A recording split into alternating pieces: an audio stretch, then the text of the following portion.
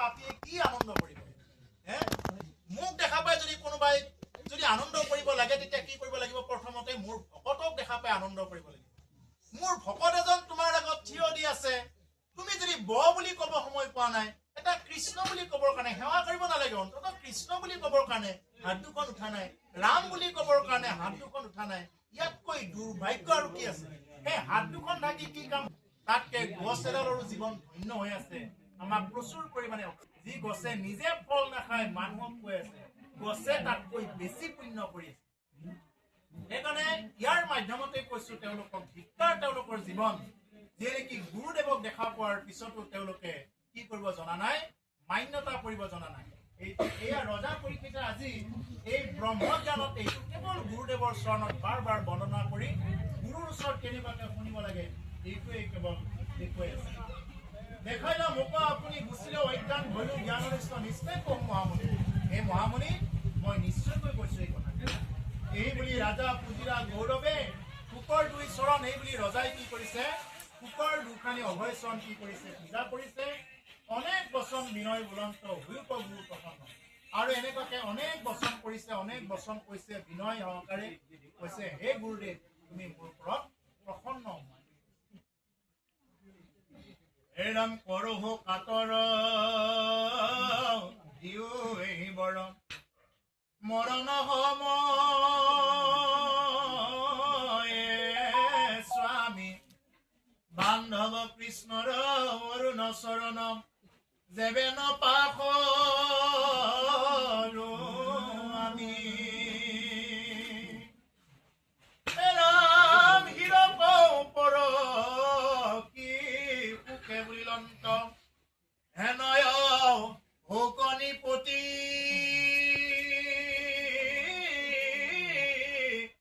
ভিক্ষু গণসমে উঠি লৰি কৰিলা লয়া তান্তে অনুমতি অৰ্হ কাতৰ দিও আহিবৰ মৰণৰ সময়ে স্বামী হে স্বামী মৰণৰ সময়ত যাতে কি কৰিব পাৰো যাতে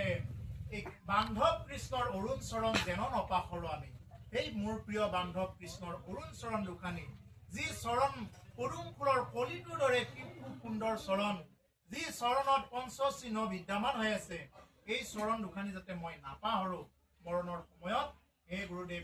মোক এইটোৱেই কি কৰা আশীৰ্বাদ কৰা আৰু গুৰুদেৱ সুকে কি কৰিছে আশীৰ্বাদ দিছে ৰজা পৰীক্ষিত হীৰক পৰকী সুকে বলিলন্ত হেনয় হৌক নিপতি হীৰত মানে হাত থৈ কি কৰিছে আশীৰ্বাদ দিছে কাক দিছে নিজৰ প্ৰিয় শিষ্যজনক আশীৰ্বাদ দিছে শিষ্য কোন আছিল ৰজা পৰীক্ষিত আশীৰ্বাদ দিছে বোলে হে ৰাজন হে হওক হেনয় হৌক নিপতি হে হওক তুমি যি বাঞ্ছা কৰিছা যে মৃত্যুৰ সময়ত পৰম বান্ধৱ ঈশ্বৰ কৃষ্ণৰ অভয় চৰণ দুখানি প্ৰাপ্ত হ'ব লাগে হে ৰাজন হে হওক তোমাৰ এই বুলি গুৰুৱে কি কৰিছে আশীৰ্বাদ দিছে এই আশীৰ্বাদ পৰম কৃতাৰ্থ আশীৰ্বাদ এনেকুৱা আশীৰ্বাদ যদি এবাৰ প্ৰাপ্ত হ'ব লগা হয় এই আশীৰ্বাদতেই তেওঁ কি কৰিব পাৰিব গতি কৰিব পাৰিব এই হ'ল ৰজা পৰীক্ষিত এই জীৱনত গুৰুৰ পৰা আশীৰ্বাদ পাইছিলে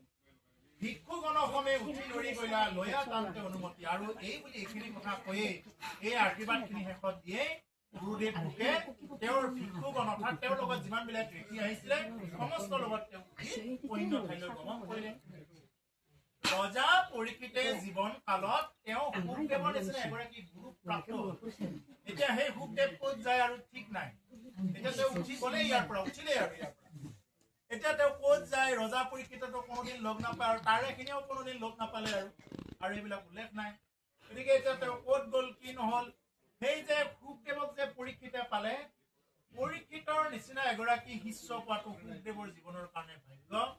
আৰু পৰীক্ষিতৰ জীৱনত সুখদেৱৰ নিচিনা এগৰাকী গুৰু পোৱাটো পৰীক্ষিতৰ জীৱনৰ কাৰণে ভাগ্য সেইকাৰণে প্ৰভুসকল আমাৰ জীৱনত যদি কেতিয়াবা আমি যদি একদম মানে সত্য কথাবিলাক যদি কেতিয়াবা কোনোবা গুৰুৰ মুখেৰে যদি শুনিব পাওঁ এইটো জীৱনত ধন্য বুলি ল'ব লাগে সেইটোৱে আমাৰ সুদিন আৰু দুৰ্দিন সেইটোৱে য'ত নেকি যিদিনা নেকি আমি কৃষ্ণ কথা শুনিব নাপাওঁ সাধু ভকতৰ সংগ দৰ্শন নাপাওঁ এই হ'ল আমাৰ কাৰণে দুৰ্দিন গতিকে